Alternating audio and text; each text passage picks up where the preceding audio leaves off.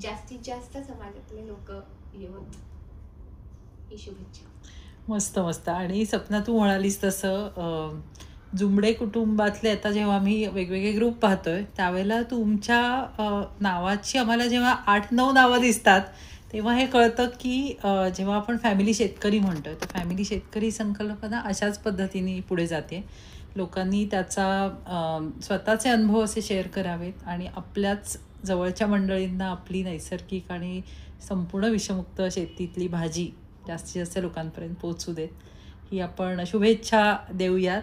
आणि मी आज सपनाला भेटायला आली इथे तर एवढंच काय, दरवेळी 6 महिन्यातून एकदा आम्ही मला तिकडच्या शेतातल्या सर्व भाज्या मुळासकट इथे पाठवतो शाळेसाठी इथे कुंडीत लावून मुलांना दाखवते. 2 दिवस इथे ठेवते, त्या ताज्या तव्यानं होतात आणि मग ते अख्खं शेत मुलांना इथे शहरामध्ये बघता येतं, जे इथे पुण्यामध्ये असल्यामुळे मुलांना बघता येत नाही. आम्ही ही शेती लहानपणापासून बघत आलोय, त्याच्यामुळे आमचं कन्फ्युजनच असतं की बटाटे कुठे लागतात, हरभरे कुठे लागतात, गवारीची फुलं कशी असतात, हे पण इथे शहरामध्ये या गोष्टी बघायला मिळत नाही.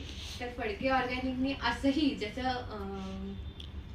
जंगली महाराज वरती संभाजी बागेमध्ये प्रदर्शन असतं, फळांचं एक्झिबिशन असतं, तसं हे मुळासकट या गोष्टी आपण त्याच्यासाठी शेतफेरी तर करतोच आहोत. आणि शेतफेरीचा उद्देश हाच असतो की तिथे पर्यटन ह्या दृष्टीने न पाहता थोडीशी अभ्यासपूर्ण शेतफेरी असते की आपण काय पिकवतोय, कसं पिकवतोय, आपल्यासाठी कोण तिथे काम करतंय, त्या ताईदादींनाही भेटणं आणि तो थोडक्यात तो कनेक्ट आणि तुम्हाला एक ऑथेंटिसिटी की तिथे आपण गेलोत की येस इथे येत आहे म्हणजे आपल्याला खायला सेफ आहे, हा भाग त्याच्यातनं नक्की मिळेल.